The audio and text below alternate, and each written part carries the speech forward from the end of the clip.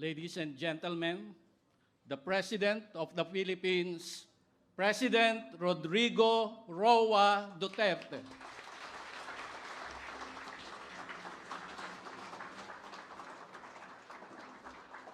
Salamat po. Kindly take your seats. Kind of really rare coincidence because upstairs, from where I came from, before going down here, I was talking to the child-friendly crowd. It was also a contest all over, and prizes were given. Nominal, really, in terms of today's cost of money, but significant in the sense that we agree that there are so many things that we have to do. I have a speech here prepared by the staff, and siguro naman out of respect for the effort, I will just read it after I shall have given you my own. I do not want to make a speech. I just want to talk to you. Okay? Ang ano ko talaga dito, but think first that I am a Filipino.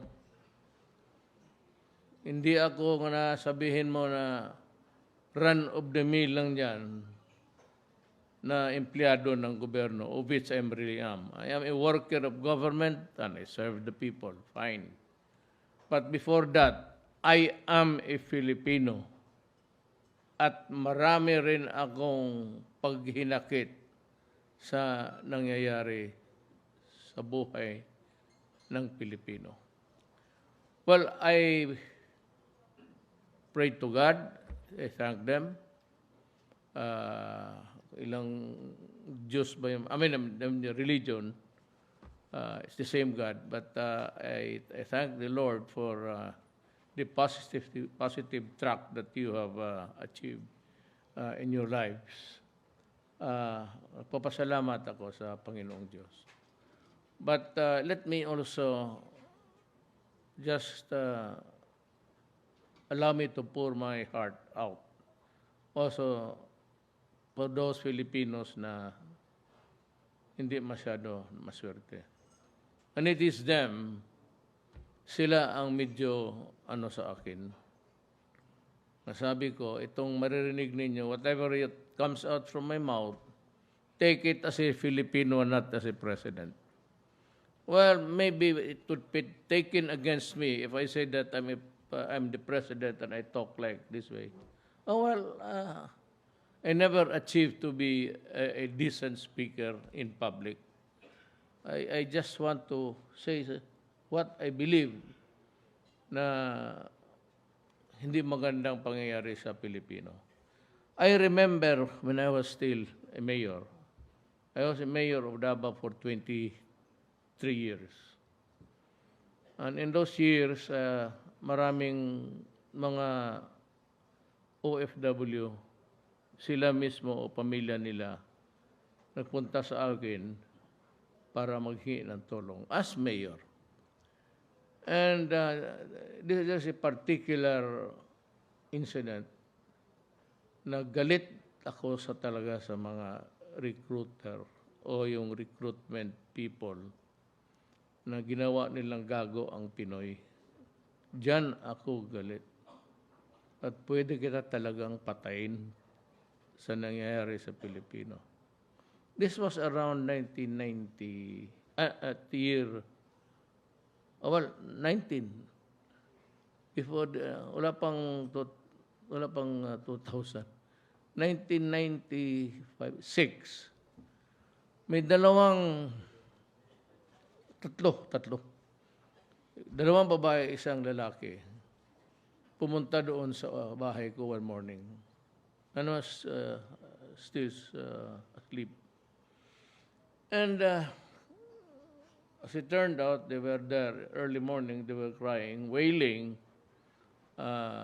at ang nagsalubong siya kanila yung partner ko, si Hanilet. At she kind of heard their story,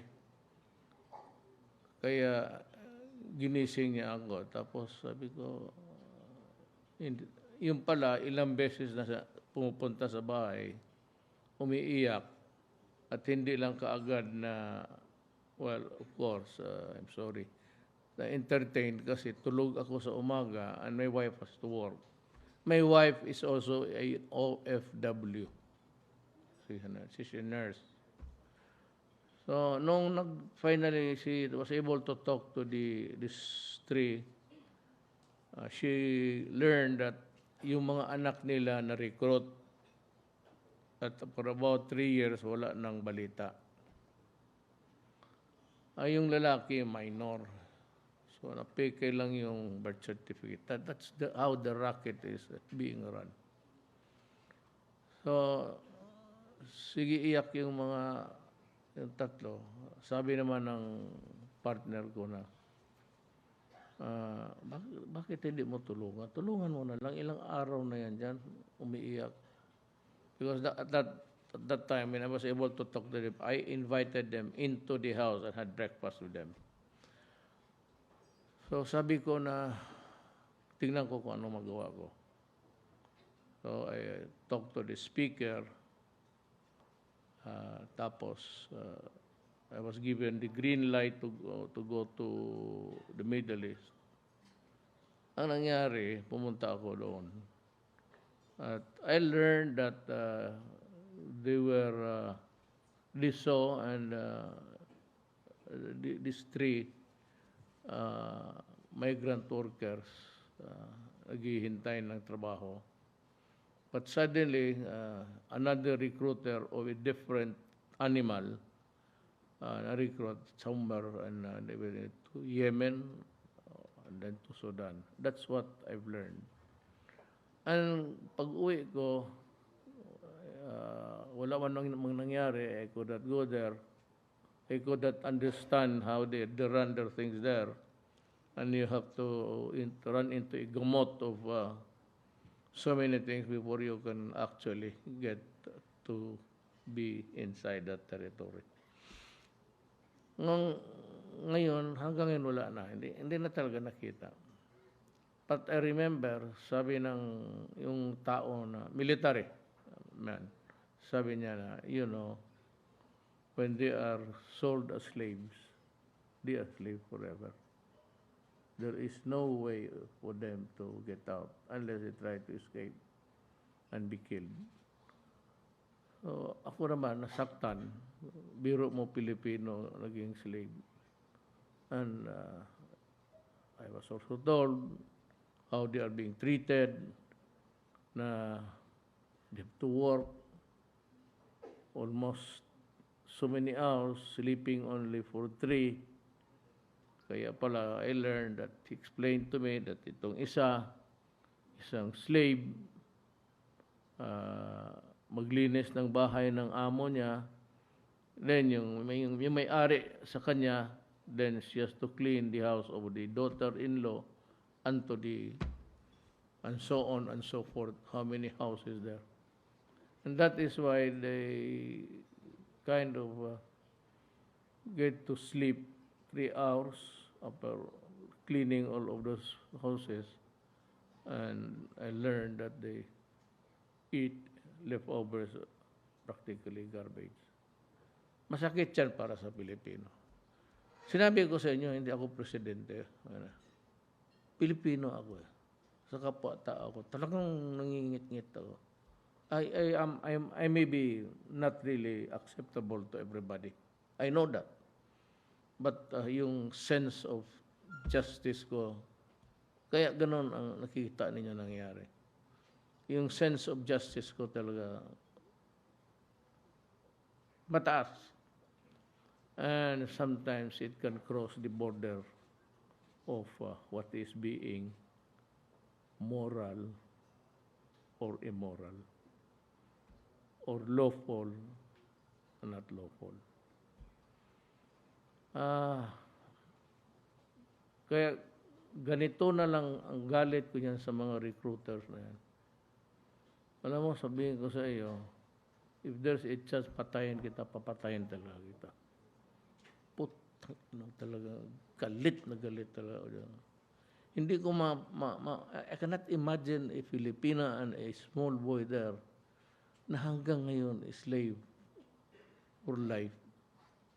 And they are doing these things for a few families there. Kaya, ganun ang istorya ko sa inyo. Talagang, and if you know my character, ganun. Alam mo bakit? What are the ramifications there? Una-una,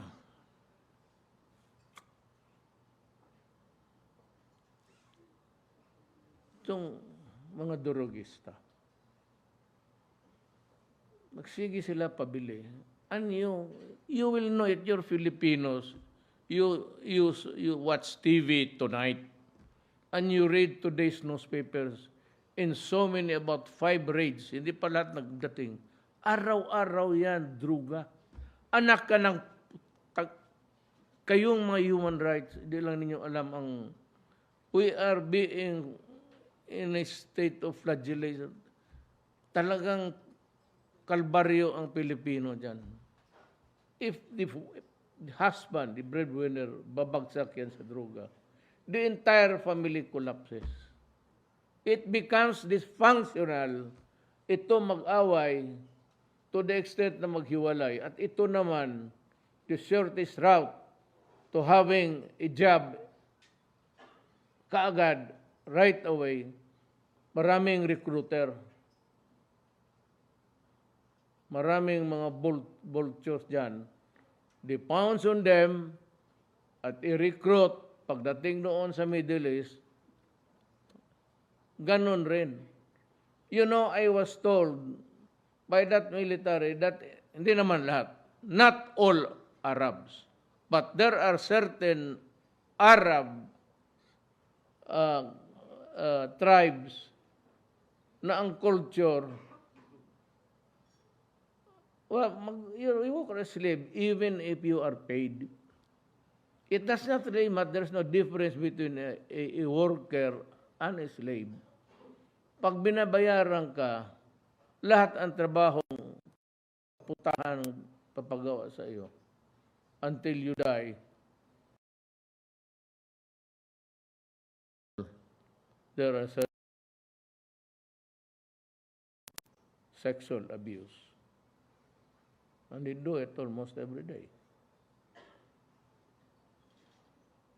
Yan ang problema. Tapos kung mabuntis, padalhin lang sa doktor, ipa-abort. Hindi, kaya itong sa droga, ang galit ko, itong mga to. Itong pamilya mag-collapse, itong bata, wala na. Babae, at 15, 14, lalabas yan. Wala na yan. Mabuntis lang yan. Kung sino-sino until she becomes a prostitute. And with a child to support. Itong mga to, kung bata pa, just labas-pasok sa bahay, with no food, they go out, and then the easiest way to go into business and earn money is itong shabu because it is available, it is flooding the country. My God, kayong mga human rights, you just keep, you count the number of criminals. To me, it's a piece of carcass there. At ang kababayan ko, my countrymen are suffering. Kaya ako ang Pilipino, gano'n na lang ang galit ko. Kaya sabi ko, nung sa mayor ako sa Davao, Kudos of taga Davao, kung hindi ko ginanon, hindi yan gaganda ang Davao, it would not be as progressive, it would not be as clean, it could not be as beautiful if I did not do something. Pilipino ako eh. And it happened, naging mayor ako, ng presidente ako, itapon mo na yan sa aking paradigm. I am for my countrymen and fellow human being. Do not with them because hihiritan talaga kita.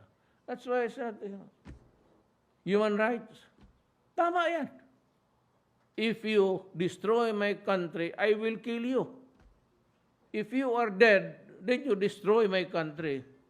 Ano? I said, fuck, I don't mind. Gano'n yan. Pero sa siyudad ko, umalis kayo. Give us a breather. Sabi ko sa taga Davao, you can walk the streets again.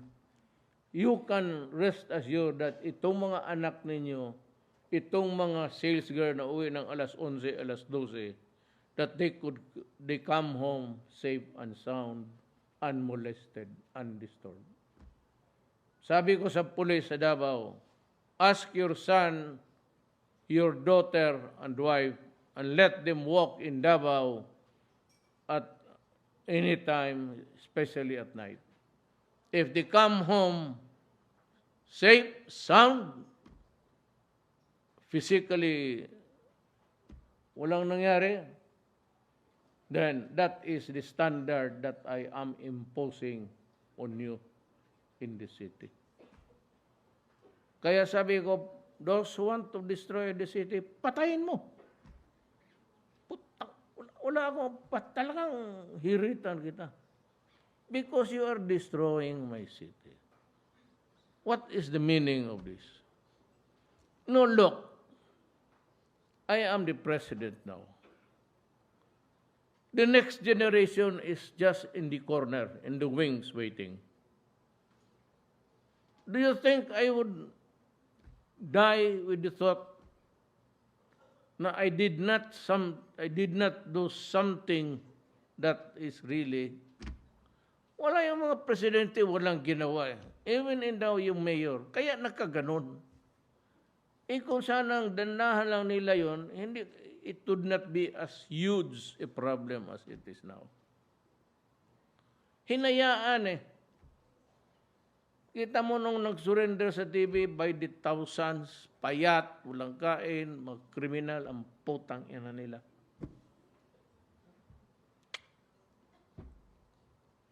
Tapos, takot lang kasi yung pulis. Bakit? Kasi yung pulis noon, pag kinasuhan, you know a policeman, when he is charged, that day he is automatically suspended and the pay is gone. So there is no more food on the table for the family at pareho rin siya ng adik na wala derailed ang pamilya niya. So it kind of, it creates so many problems because of drugs. Kaya sabi ko, I ordered government to publish all drug cases in the entire country. Every morning sa 8888 PTB4. Nandiyan niya nakalista. Tingnan ninyo kung ilan ang patay. Kung mabutit na lang may isa, dalawa. Because there is the crimes related to drugs. Droga lang ang pinapublish ko dyan. Yun yung iba. Hindi nila alam. Akala nila lahat na pinapublish. Alam mo ito, pagka nahuli, he will rat on sino nagsusupply sa kanya. Ito, madali ito matakot. Sabihin mo, ihulog kita nga dyan sa Pasig. Then ito, magkahulihan na, tapos in the end, papatayin talaga to.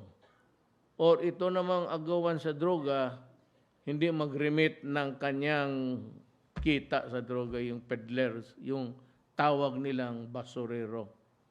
There is the drug lord, then this is the lieutenants who distribute, then there are the basurero. Akala nila lahat ng kaso ng drugs, gobyerno na. Ito, tarantado ito, mga human rights. Maniwala ito, mga buang na ito.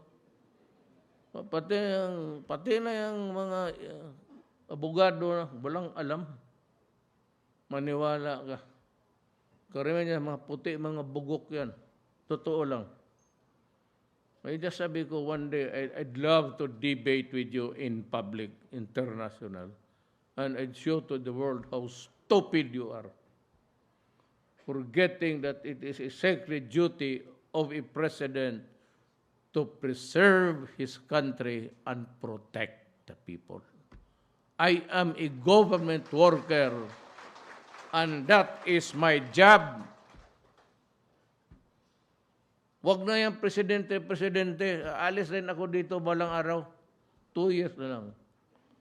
Pero, wag mo akong bigyan na ganong problema at ganong injustice. Hindi ko matanggap-tanggap yan. Maski noong maliit pa ako, I never really wanted yung magkaya-kaya, bully-bully ka dyan. Kaya marami ako dinaanan sa buhay na hindi maganda. I never bullied anybody. But I do not want to see anybody bully somebody. Kaya diyan sa law school, binaril ako dyan na yung bullying.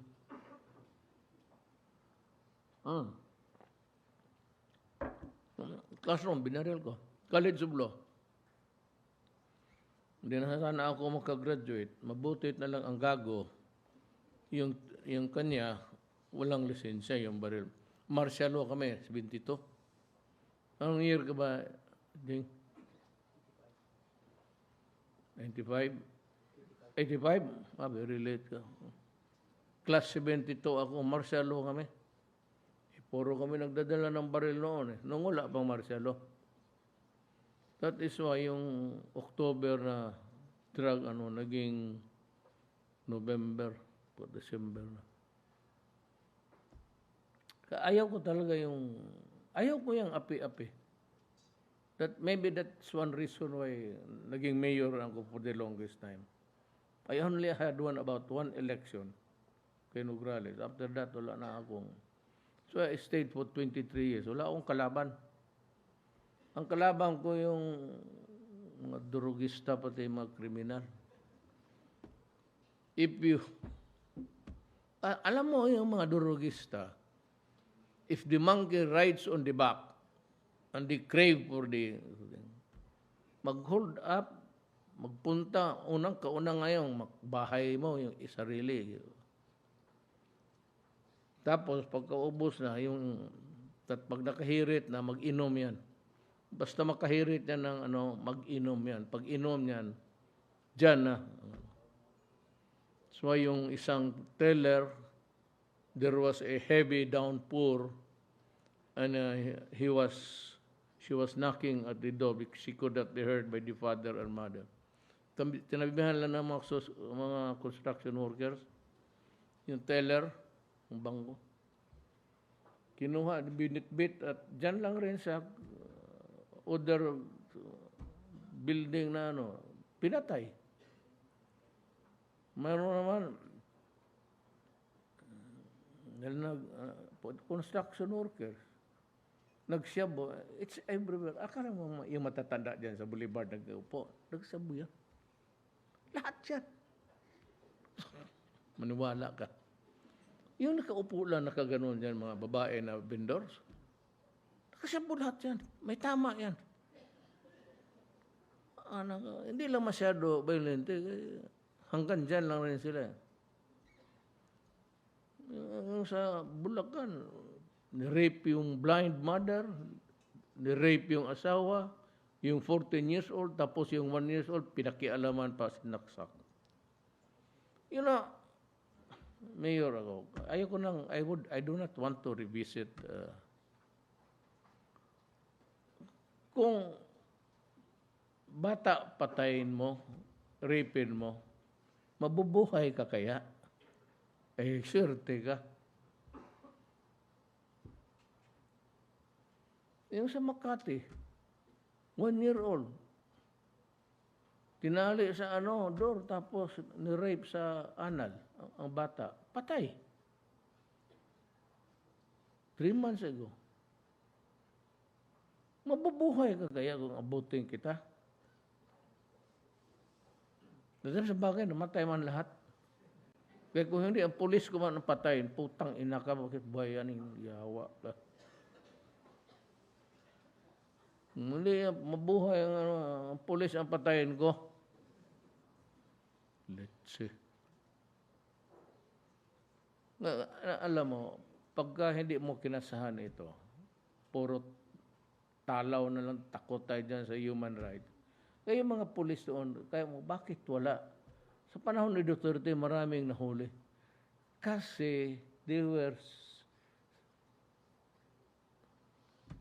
sweeping the drug problem under the carpet.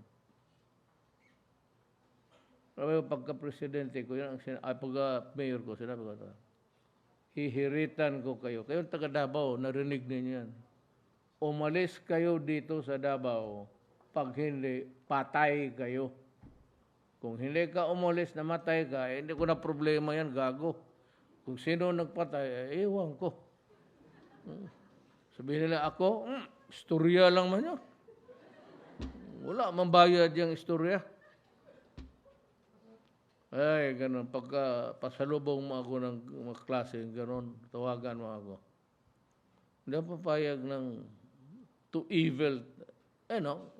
for evil to triumph. Ang problema nito, po mga putang inang ito, kasi akala nila sila lang ang evil. Hindi nila alam na evil yung presidente, di pareho tayo, magbangga tayo, evil to evil na. Kaya kung magbarong ako tapos magsama pa ako dyan sa pare pag ustya, so huwag kayong magkumpiyansa na. Pati nga sa pare, huwag kayong magkumpiyansa. Anong pinaggagawa ng kamay niya? Puta na, sabi mo, nanghugas ka ba, Padar? Putang ina. Totoo. I know because we were molested when we were young sa Ateneo. Father Falby, Mark Falby, tignan mo sa internet, lumalabas. His crimes in Los Angeles.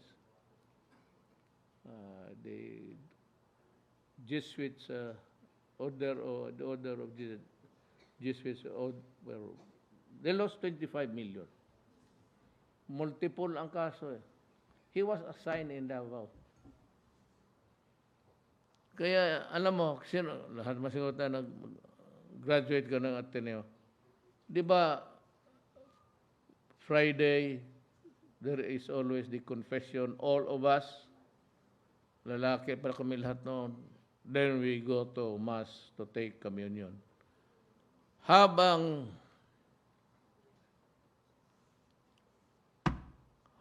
nagko-confess kami, bless me, Father, for I have sinned. Stop fucking with my prick. Doon sa minamasturbate ka eh. Paano eh?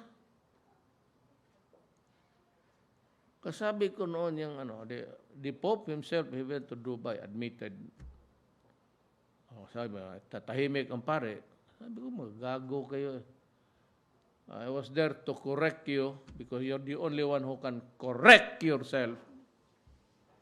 I was talking about it even when I was mayor because I was a victim. Sino ang kasama ko? Diyan sa cabinet. Meron dyan. Ayaw ko lang i-mention kasi nagagalit eh. Pero noon, sinasabi ko, may mga kababata kasi ako dyan na mga the brightest actually. Alam mo na kung sino. Who's the brightest there? Kasali yan. Hindi lang umiimik kasi nahihiya, takot. Ay ako, walang hiya. Wala mo rin akong takot. Bakit ako matakot sa putang ina mo? Yan ang Tapos itong mga OFW, they work until they are bone weary, dead tired, beat. Para lang makapakita. Tapos they earn money and send it to the family dito.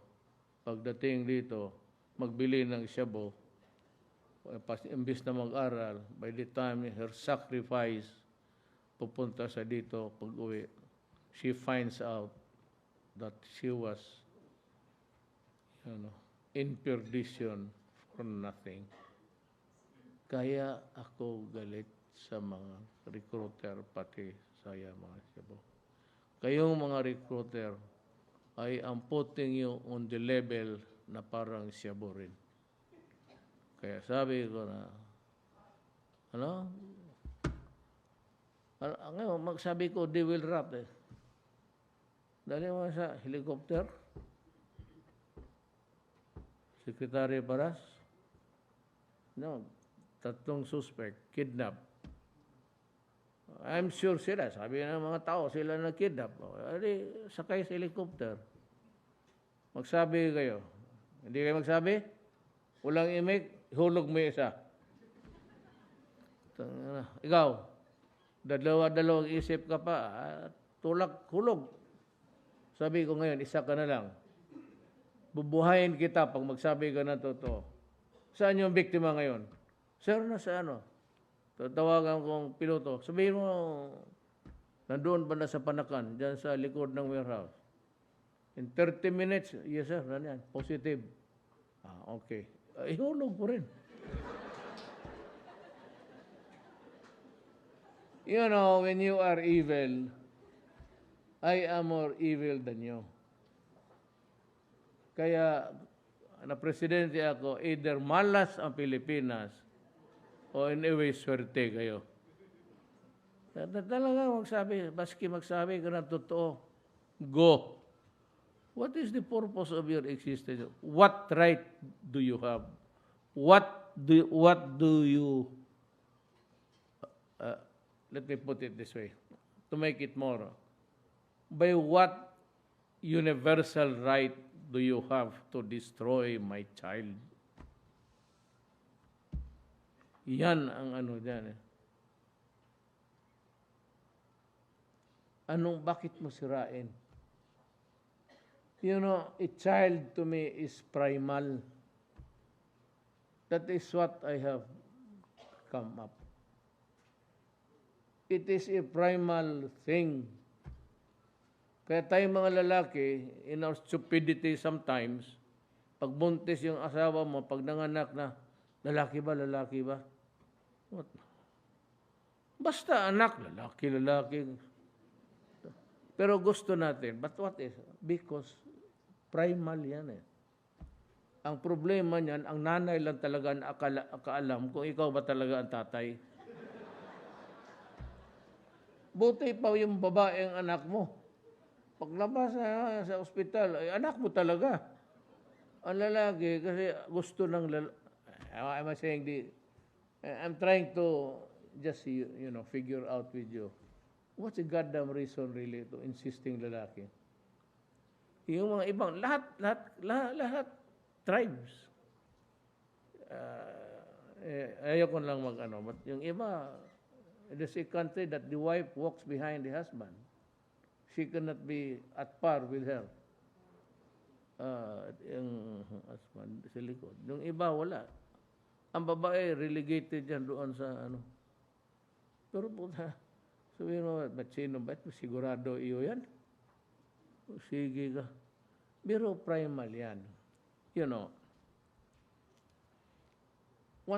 years from now, kung buhay pa itong planeta na ito, kung hindi sirain ng Amerika pati ng China, sila na magsira talaga ng Russia. Pero itong dalawa, sisirain talaga tayo. But anyway, if we are still 1,000 years from now, you will meet me somewhere. Hindi mo lang alam. Somewhere in this planet, we will meet again. But you do not know me, and maybe I cannot also remember meeting you. That's too far away, 1,000 years. But the thing is, a child is primal. You know why? Because everybody wants to live forever. Alam mo yan? So, pag sabi, paglabas ng anak ko yung si Pulong, akala ko alam mo yung bata, mabuti lang talaga yung anak mo, maliit pa, pag malaki na, isos. Kaya na alaala ko to yung nanay ko. Alam mo ba, almost 3 times a week nasa altar ako. Nakadupa. Tapos magbaba lang ng konti. Pak! Kaharap ko naman, nakaganon rin, nakataas. Si Jesus. Kaya magsabi talaga, Tangina Jesus, pareho talagang swerte natin.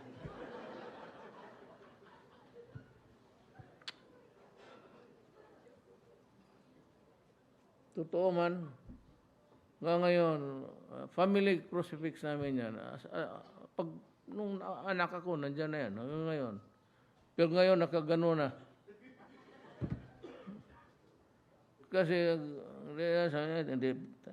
hindi ko na, sige siya, ampo. Ano bang ampo sa Tagalog? Dasal. Tulungan mo ang Pilipinas na sa droga. Dumating itong human rights, takot na tuloy yung pulis. Kaya sabi ko, you do your duty. If you do your duty in accordance with law, huwag mong patayin niya, nakatali, nag-surrender. Wala kami niyan. And I will not allow it. Hindi lalaki yan, magpatay ka ng tao na, labanan mo. Encourage him to fight you. Para mapatay mo yung mga yawa na yan. Pero hindi kami nagpapatay ng, sabi mo nakaupo na gano'n. Nakakahiya yan sa isang lalaki, gawain mo na gano'n. Para ka namang hindi lalaki kung gano'n. So, yun ang, sabi ko, do your duty. And if you do your duty, tapos na demanda kayo, akin yan. Kaya akong binibiran ng human rights. Akin yan. For all of the killings that were done in the course of their duties by the police and the military, akin yan. Yang 6,000 na namatay, sabi ng police, yung iba dyan lumaban, akin yan. I answer for it. Ako na ang I assume full legal responsibility. Sabi ko sa police, trabaho lang kayo. Huwag kayong matakot. Kasi nga sabi ko, ang police, the day masuspend yan, wala na yung pagkain. Wala na mga anak, wala na pamasahe. Tapos takutin ka pa. Picturean yung asawa mo, pakita sa'yo, ang asawa mo nasa mall, nasa ngayon, nasa this mall, naglalakad, ang sanina niya, ang sanina sa Tagalog, itong Tagalog, hirap. Ang damit niya, dated, kung ikaw ng pulis, tawagan ka na gano'n, maligayahin ka. Masabi ka nga, sir, paano to? Kaya, gano'n, you fight dirty. Sabi ko nga, do not ever think that you are the only evil thing in this planet.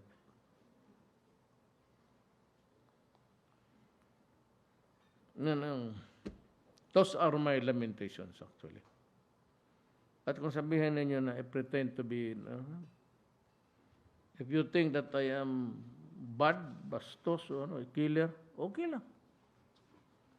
So, for lahat man ng presidente nagdaan, mabait man, may killer kayo ng isa, okay na.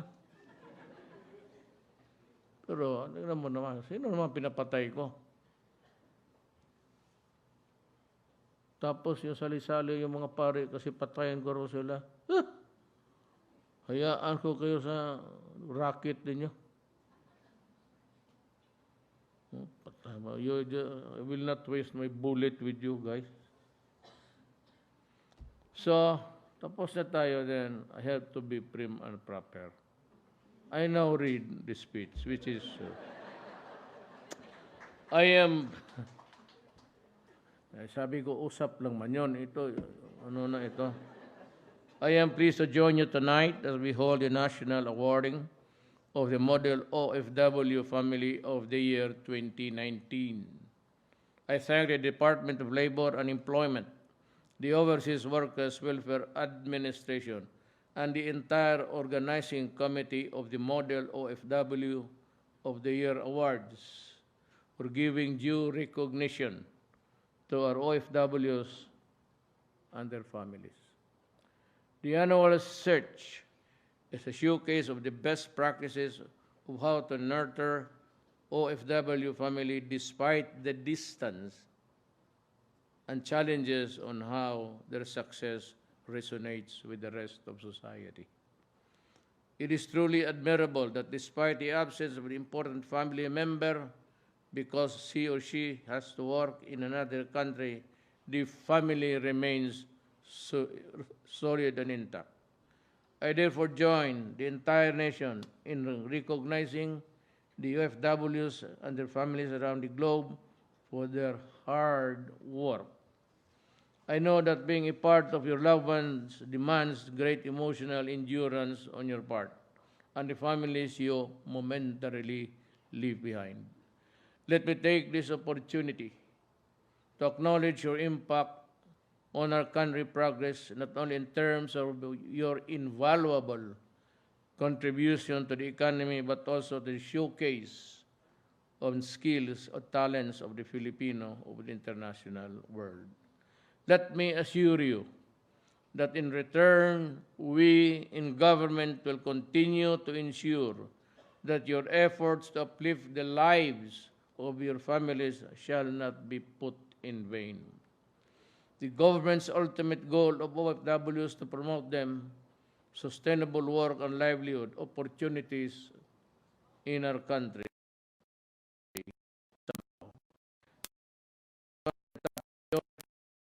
Government. More than ever, we need you, the UFWs, and your families to take part in our nation-building efforts. I thus call on you to carry with you the pursuits and aspirations as you continue to make our country proud. Congratulations to the recipients of these awards for your accomplishments and for being an inspiration to all Filipinos, wherever you are. Daghang salamat sa inyo.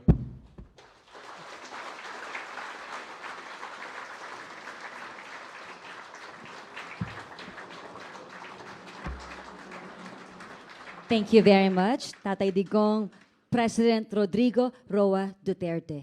May we request the President to remain on stage for a photo opportunity. May we call on the first batch of awardees and families for the photo op. Batch 1.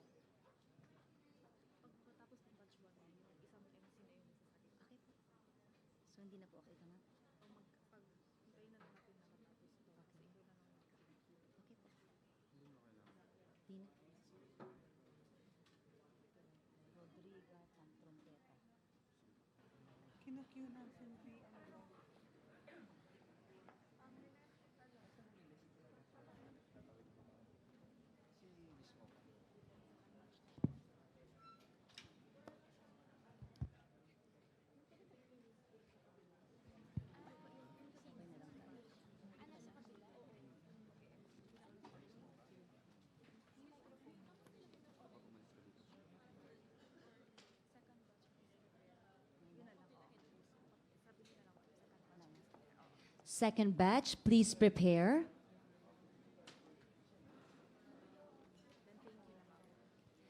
Thank you.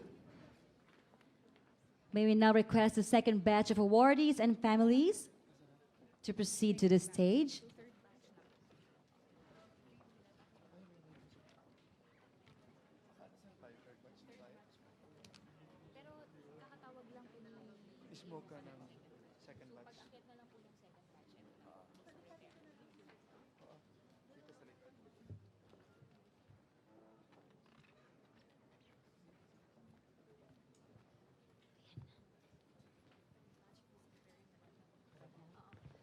Third batch, please prepare.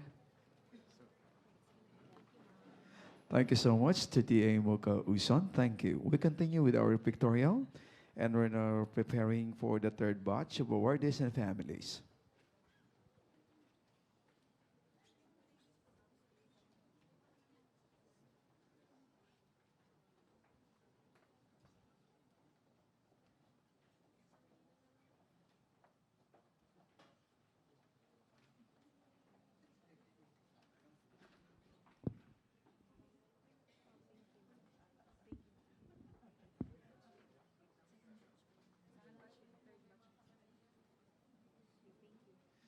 Thank you so much to our second batch of awardees and their families. Thank you so much. We're moving now to the next batch. We have now our third batch of awardees and their families. This is a great opportunity and a great honor to have this picture, this photo opportunity with our very own president. And this time, while having the third batch having the pictorial, I'll be calling now our fourth batch of awardees to please prepare now.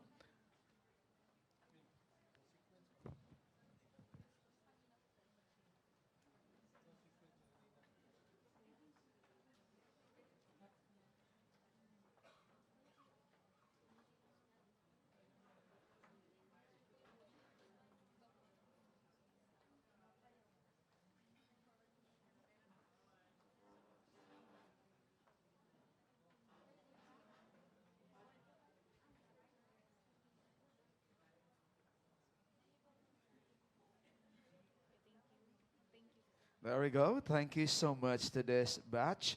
This time, we'll be having this opportunity for our fourth batch of awardees and their families. Thank you so much.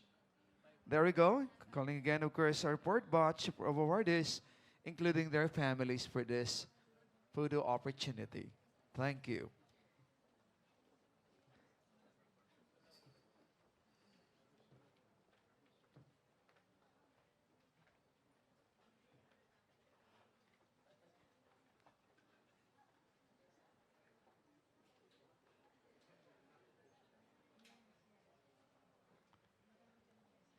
So while doing so, we'll be preparing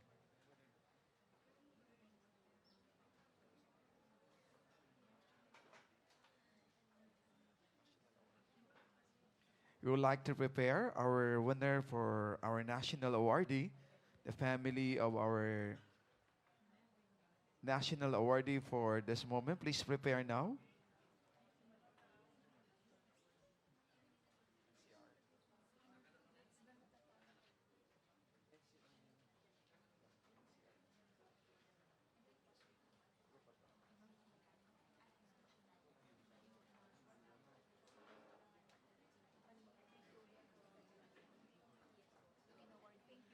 Okay, thank you so much to our fourth batch. This time, I'll be calling first the natatanging parangal ng kalihim ng paggawa awardee. Please, we would like to give you this opportunity first before we call on our OWA and MOFYA officials. So, I would like to call in now the natatanging parangal ng kalihim ng paggawa awardee. She'll be doing the same position. And of course, stand by for our OWA officials and the MOFYA organizing committee for the next pictorial.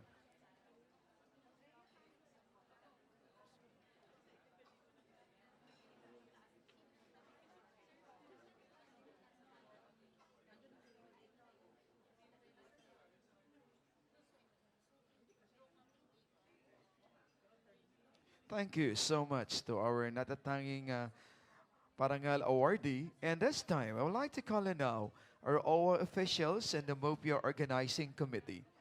Thank you so much.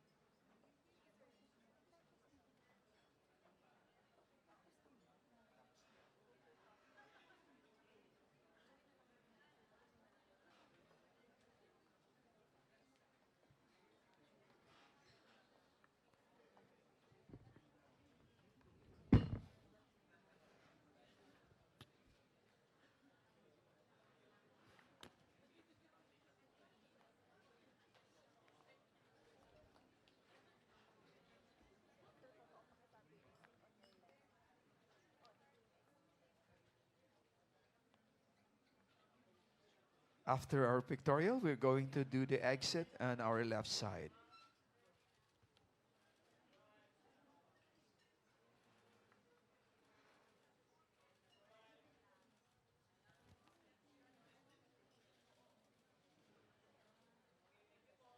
We're going to do the exit on our left side, please. On the left side. We're going to do the exit on our left side. Thank you so much to our OWA family and the MOFYA Organizing Committee.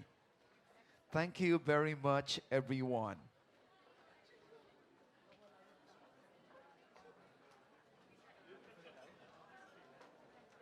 Ladies and gentlemen, that concludes our program.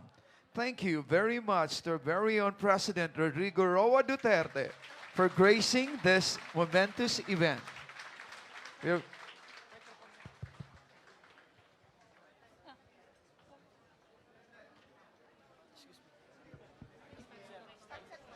Can I invite everyone, please, to be seated?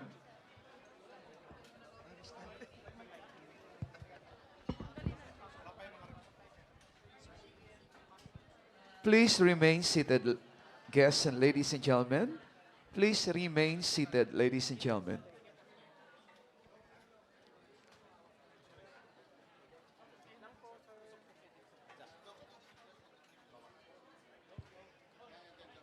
May we request everyone to remain seated until after the President has left the program venue.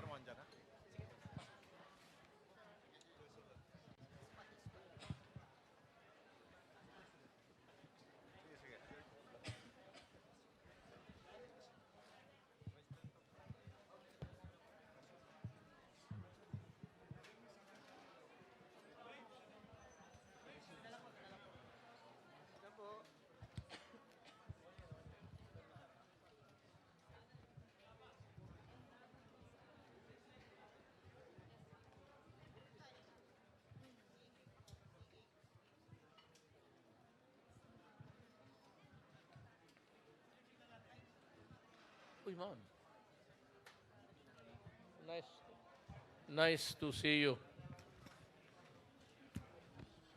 How are you taking these reports on CAs mostly yung mga napapabalik ng Korea and other complaints on the preparations of the CAs? Well, to me personally, there was a lot of money poured into this activity now. And I suppose that with that kind of money, you can run things smoothly. Apparently, siguro ang mga may palpalpak. Ganito yan eh. Yung mga athletes from other countries, dadating ng ganitong oras.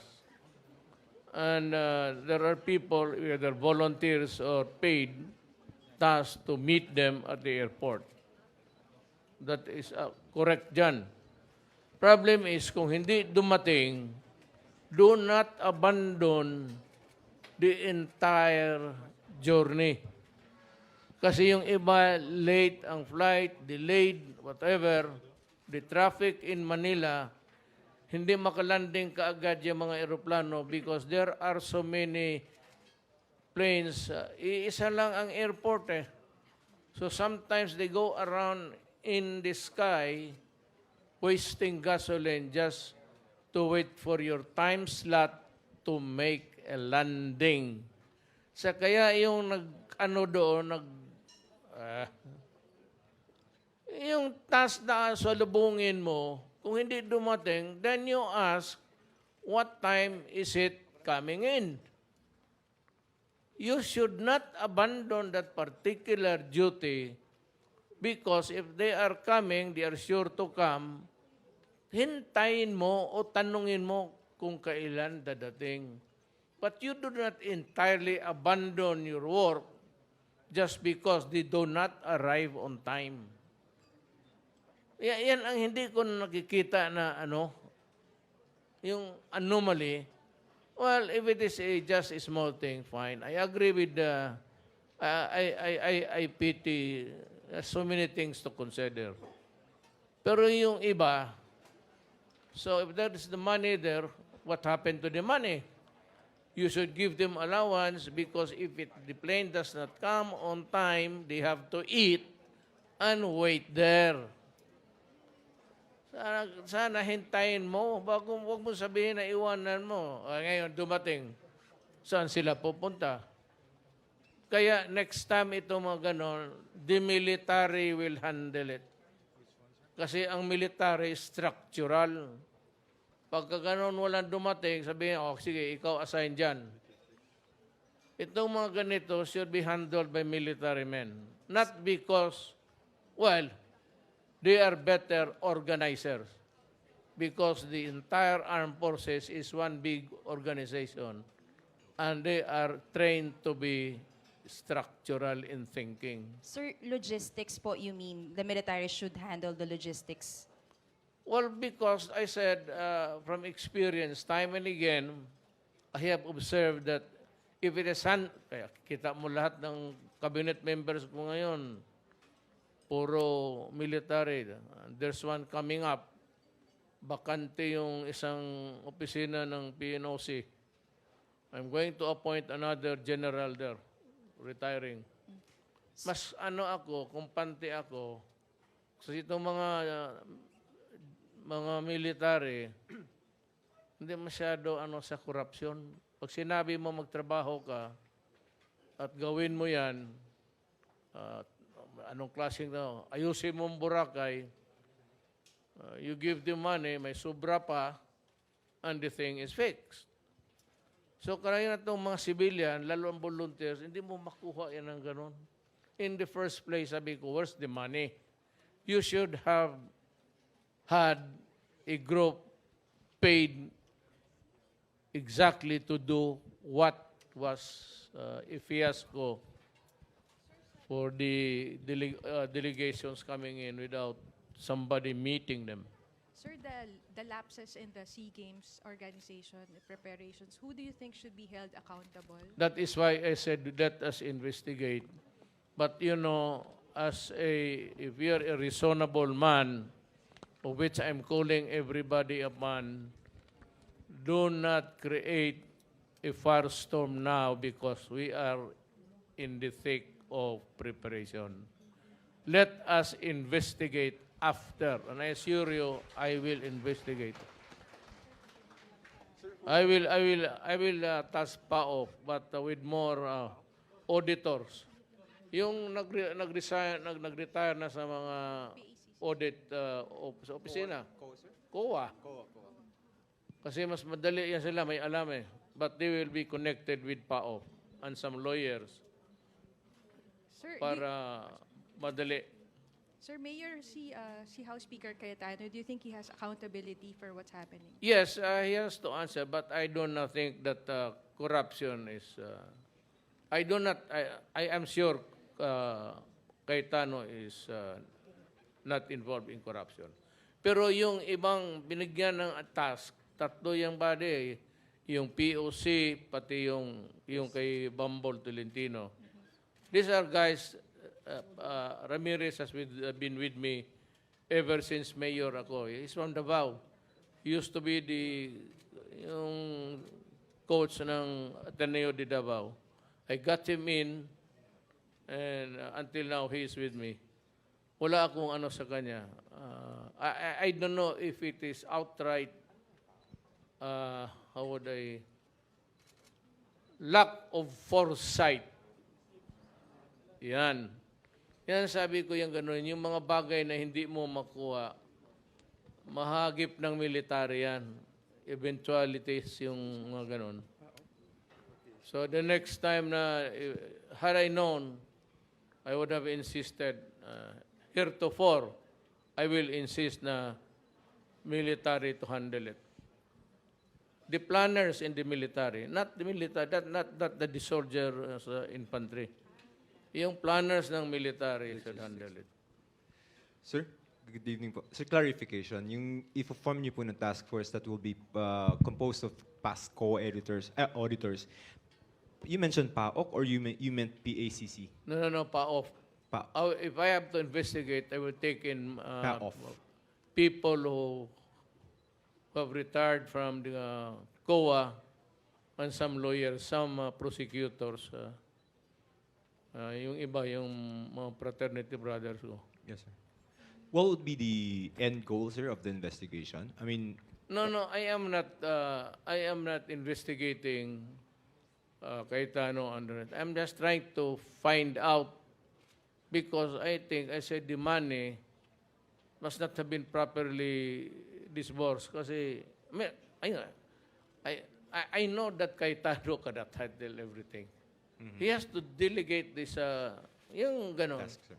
You have different levels of echelons. You know? There's a supervisor, then lahat na. For this carried out properly. Kasi may pera, hindi mo naman kailangan mag-ano eh. Even if there are volunteers, just in the critical thing of meeting and seeing to it that they are properly delivered to their dormitories or hotels, whatever, yun ang nakita ko na hindi maganda. Sir, yung po bang pag-handle ng FISCOC, no, which is a private entity, is a misstep? No, I it's mean, not a private entity actually. Apo, You study it very carefully, puro gobyerno yan. apo. Yung kay Bumble, gobyerno yan. Yung isang kuan, Cayetano, gobyerno yan. Yung POC, gobyerno yan.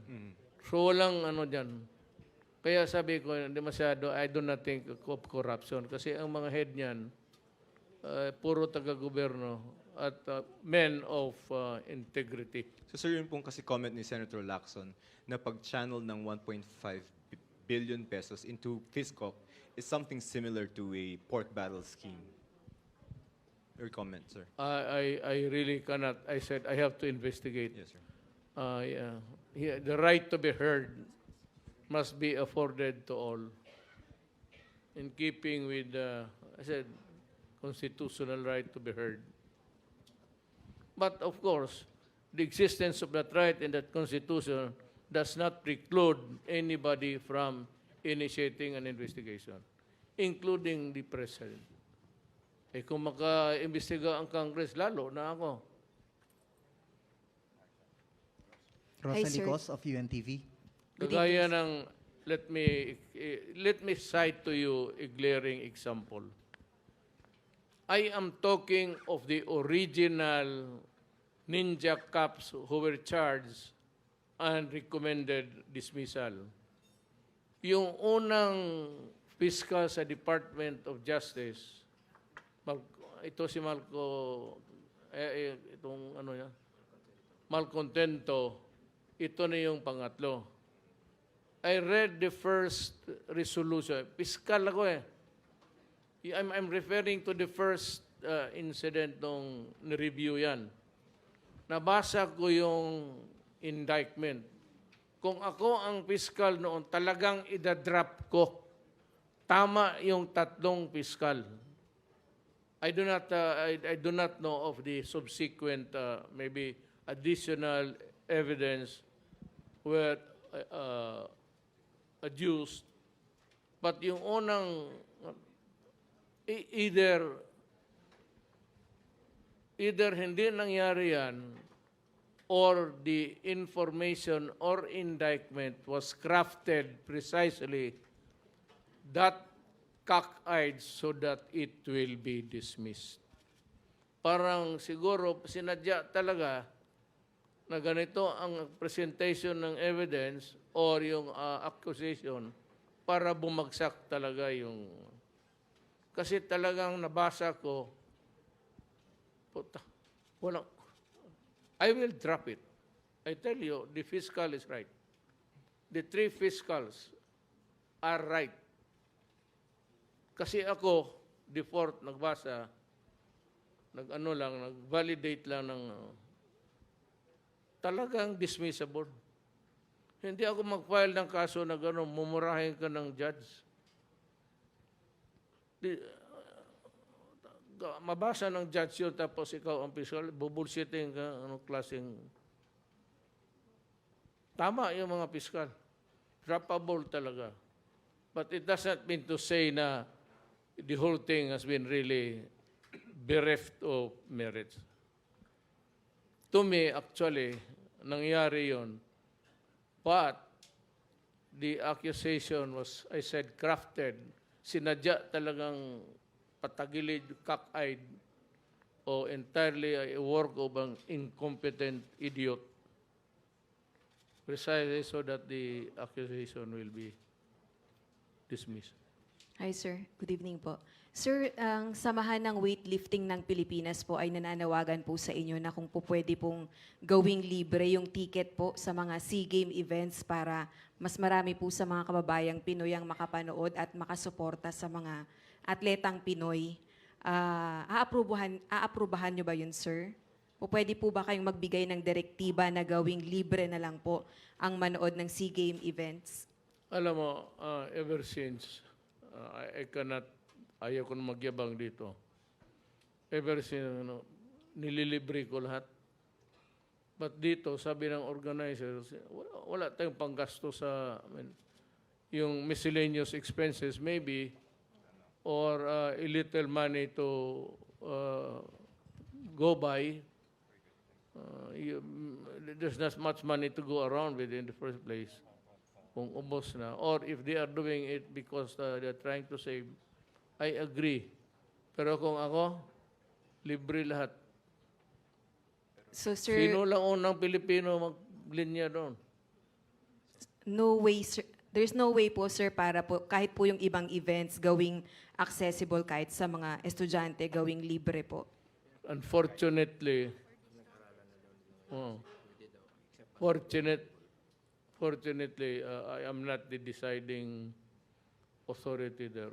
I have to defer to the organizer.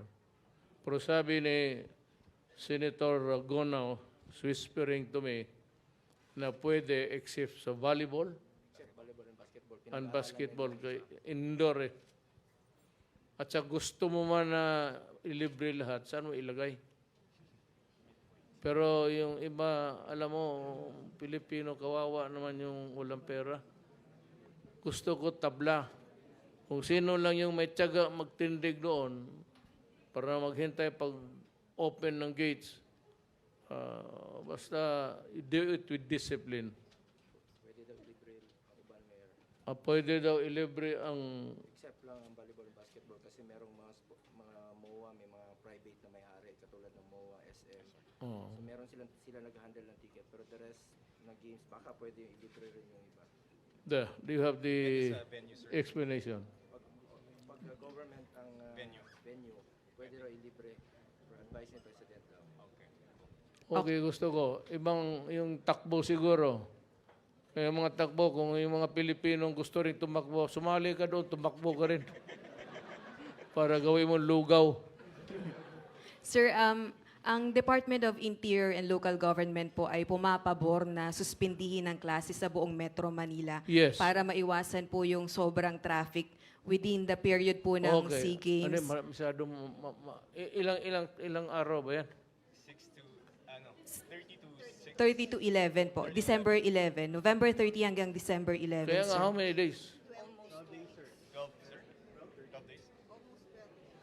12 days. 30 until 11. No, that's too long. Are you in Kung favor ako ang estudyante niyan, palakpak na ako ng palakpak. Kung gusto niya, Olympic na lang araw-araw. I do not agree. That's too long. That's too long. That is simply too long. So sir, hindi po kayo agree or hindi nyo po suportado yung suspension of classes sa Metro Manila ng buong duration ng SEA Games? Hindi nga pwede kasi mahaba. Yes sir, pero may particular lang pong period na gagawin sa Hindi, ibang... maybe sa closing games na. Libre na lahat. Closing games, sir. Pati yung mga ibang mga Closing taga ceremony. Nigeria, yung mga gagong nandito. Isa pa yung mga putang ina yan. So maybe sir, clarify lang po. Sa closing ceremony, sir, gagawing libre? Yung iba siguro, sabi nga ni Bong, ang pinag-aralan ngayon is libre lahat except the volleyball Okay, sir. and basketball kasi hindi tayo may-ari ng venue. MOA. So it's a privately owned ground there. Okay, sir. Yung iba, baka libre na siguro.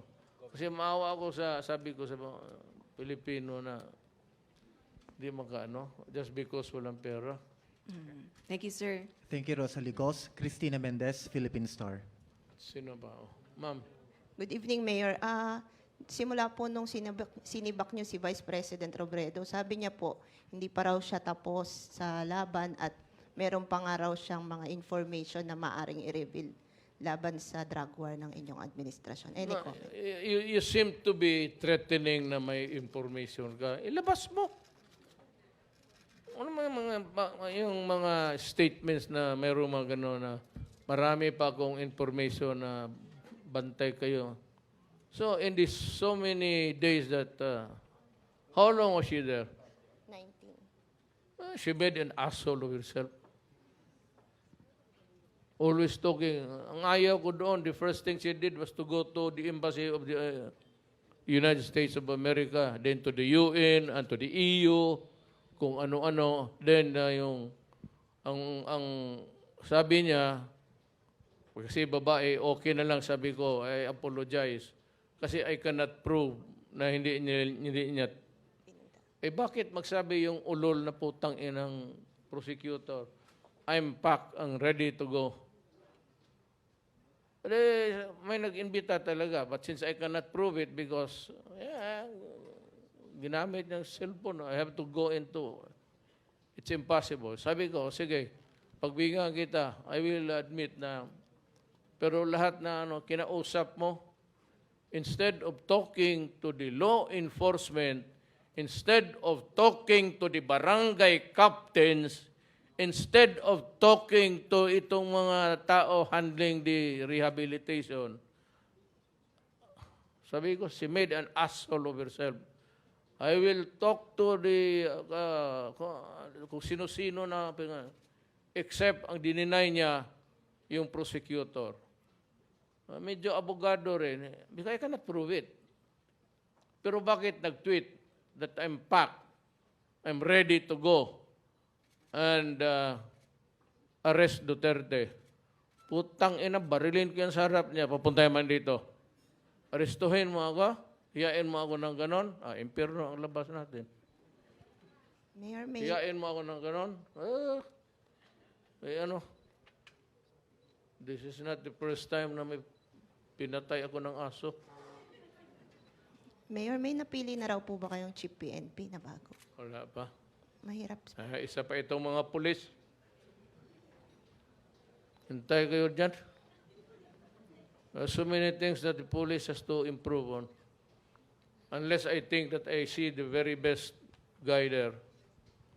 You show me. Show me, tell me, kayong mga police, tell me who's the best to handle the command. Bigyan mo lang ako ta. Just give me an honest man, period. And for all of the cabinet members, including the military men who are about to enter the civilian service. Lahat ng mga justices dyan, what is your marching order? So just be honest. That's all. Francis Wakefield of the Daily Tribune. Good evening, Mayor. Yes. Yung issue po sa NGCP, sir, may mga nagre-raise po kasi ng concern, specifically si former Associate Chief Justice Carpio na yung ability raw ng China na mag-control sa power ng Pilipinas, may security concern raw dun, sir. Magpapa-order ho ba kayo ng investigation dito, sir, sa issue? Wala niya kay Carpio. Wala mang matino yung sinabi niya. Phew. Ano ang sinabi na katulong na sa Pilipinas? Yung ano nila? Mga desisyon nila? Sus Maria. Wala ako dyan kay Carpio. Taga Davao yan, pero...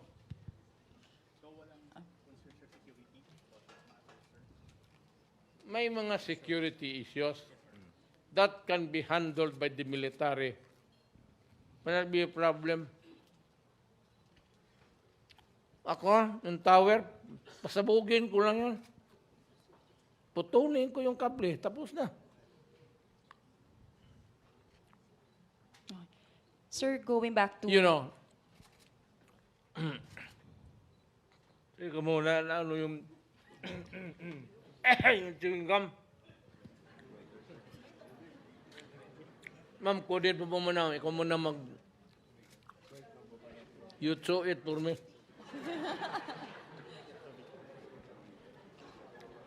Maang-ang.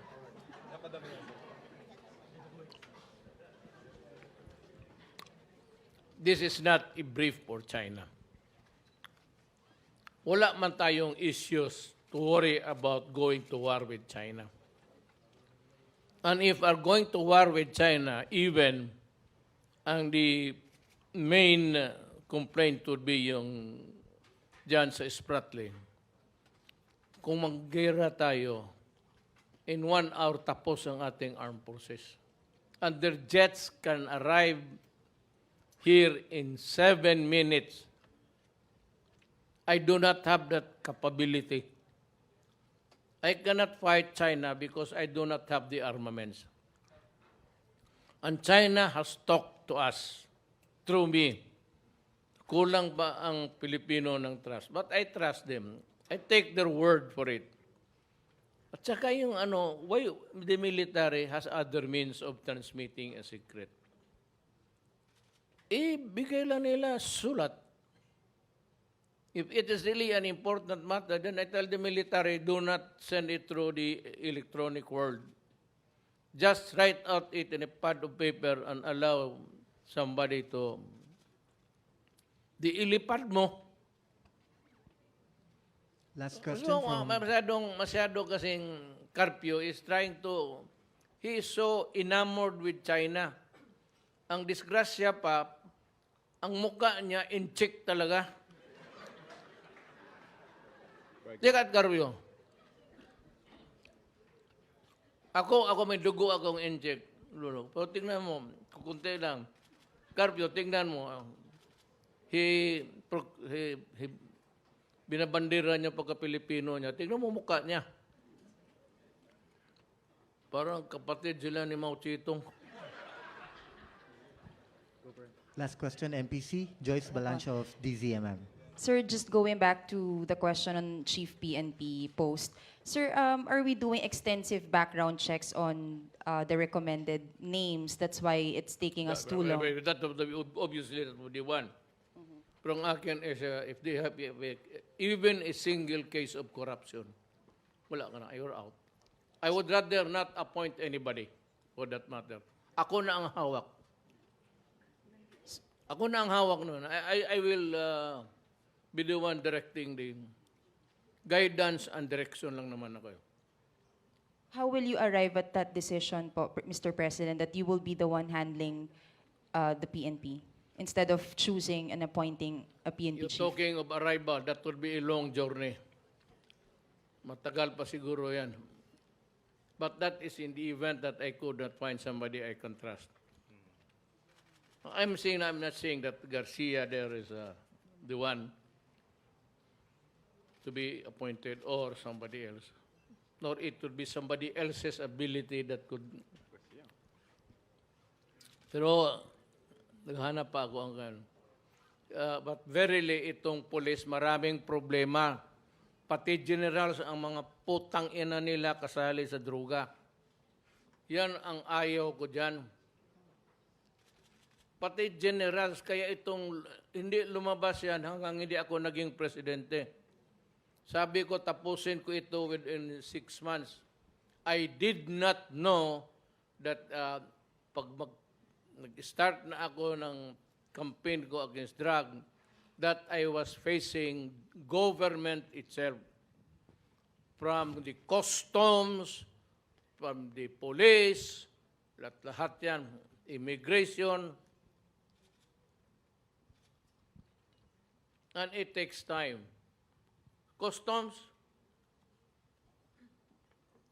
I think the ombudsman, upon my complaint, yung 63, halos dyan, tag 32 years, tag 20 years, they were all fired. Thank you very much, Mr. President. Thank you very much, Malacañang Press Corps. Alam mo bakit? Ito, bato-bato sa langit, ang tamaan, dapat magalit. Magalit ka talaga. Baski maliit pa kami sa subdivision namin. Baski saan, for that matter. Ang pinakamagandang mga bahay, pinakamagandang mga kotse, na moderno, mga taga-customs, taga-BIR. Kaya sabihin ko, I'm challenging Congress now.